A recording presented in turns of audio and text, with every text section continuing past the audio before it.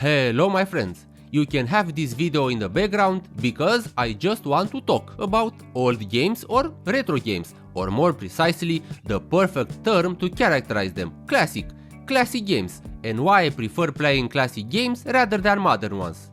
To get the elephant out of the room, it needs some air. In here smells of stinky tobacco inside old PC cases, motherboards which smell of mold, and ancient CRTs which have a peculiar heated plastic smell. Modern games I play sparingly. The Crew 2, Assassin's Creed Origins from time to time, Red Dead Redemption 2, Skyrim, and select others. But 95% of my playtime is dedicated to classic games, because first of all I simply don't have time to learn new mechanics, new systems, I don't have time to dedicate myself to new stories. That's because if I play, I really want to be immersed in the story, in the world.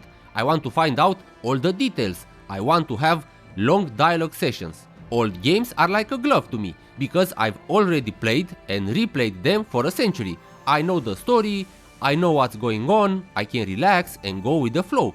And before you roll your eyes, I'm the kind of person who has seen the fight between Yoda and Palpatine 99 times, but the next time I still watch in awe, waiting to see who wins. I have a button that, if I press it, I can forget everything. And now, in-game systems. On one hand, yes, I'm familiar with the gameplay systems in classic games. I can start a Knights of the Old Republic game by night, and when I wake up, I already have the character with the attributes and feats I need to do a playthrough as a Jedi Master. I don't have to sit and read what I need to do. I don't need to watch guides, tips and tricks. I don't need a tutorial for how to make a strong Jedi. On the other hand, modern games have systems over systems.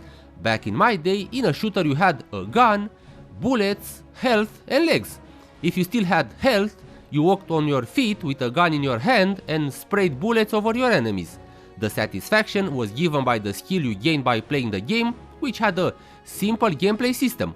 But no! Now you have to put points in skill points, gain experience to make your character stronger. Boring!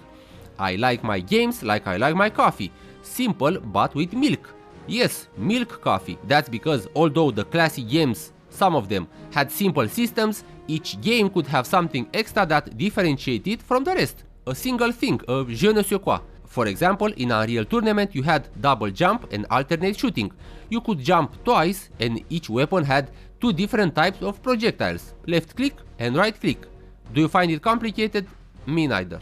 Also related to time, a classic game can be played today for 2 hours, the next year for another 2 hours and so on, and nothing changes in the game. Try this with almost any modern game and you will see that things go crazy. Maybe in 2 years you cannot even play the game. See The Crew. Sorry, we took your money and shut down the servers. Are you that stupid? Do you really want to play the same game for 5 years? We make disposable games. Just play it for 1 year and that's it. Buy another one. We need the green stuff. Always online is one of the worst inventions in the industry. No single player game should always be always online. Full stop. It is precisely the consumerism that we have to deal with in almost all aspects of our lives. You must change your car every 3 years, you have to change your appliances, change your phone now, you need a brand new computer.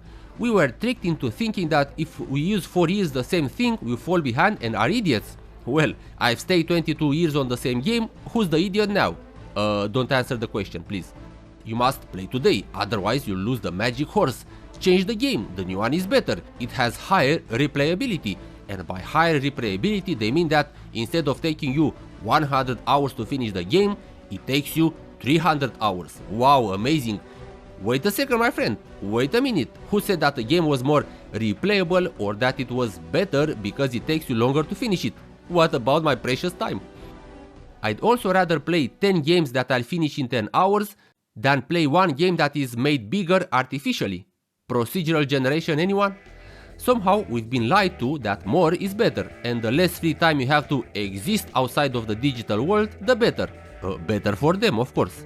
Anyways, classic games have simpler graphics, which for me translates into better graphics.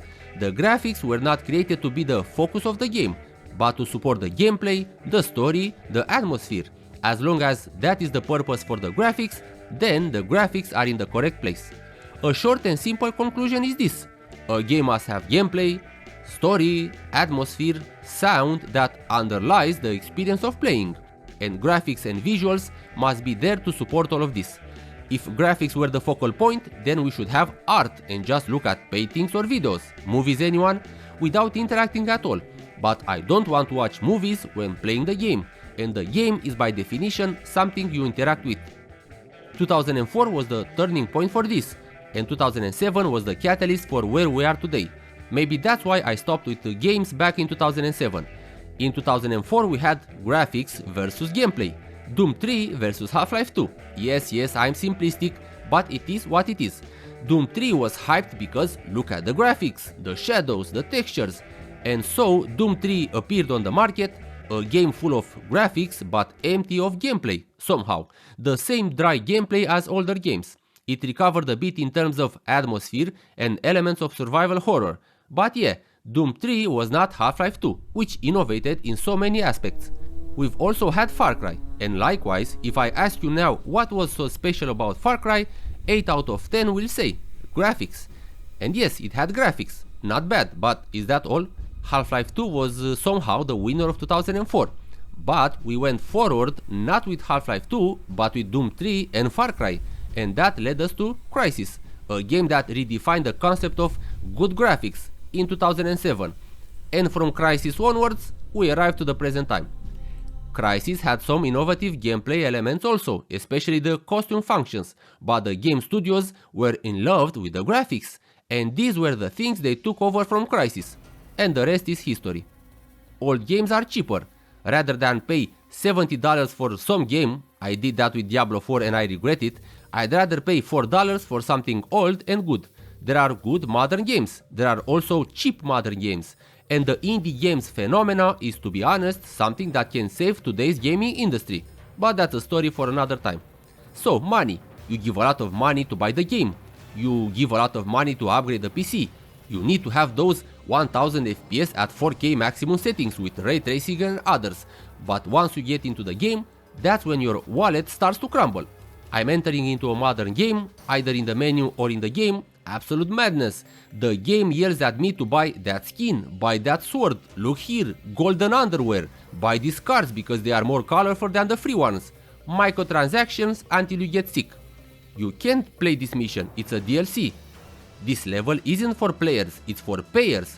Oh, do you really want the game to be good and work for the first time? You pay now when the game is 50% ready.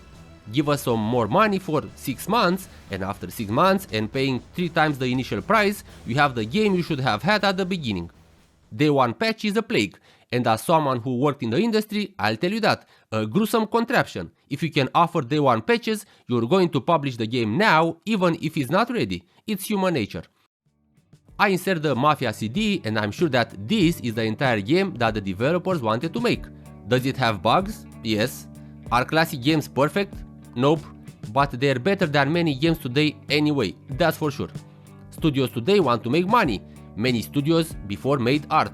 Don't get me wrong, money was also involved in the past, for sure. But now they want to make all the money, as if they don't have enough, 500% profit. If not, we close the studio. Of course, there are many developers, artists, designers and so on, who still want to make art, who still want to leave something behind to be proud of. But today's decisions are made by the power above, by those who have never played a game in their lives but who know how to spin charts in Excel. Thank you.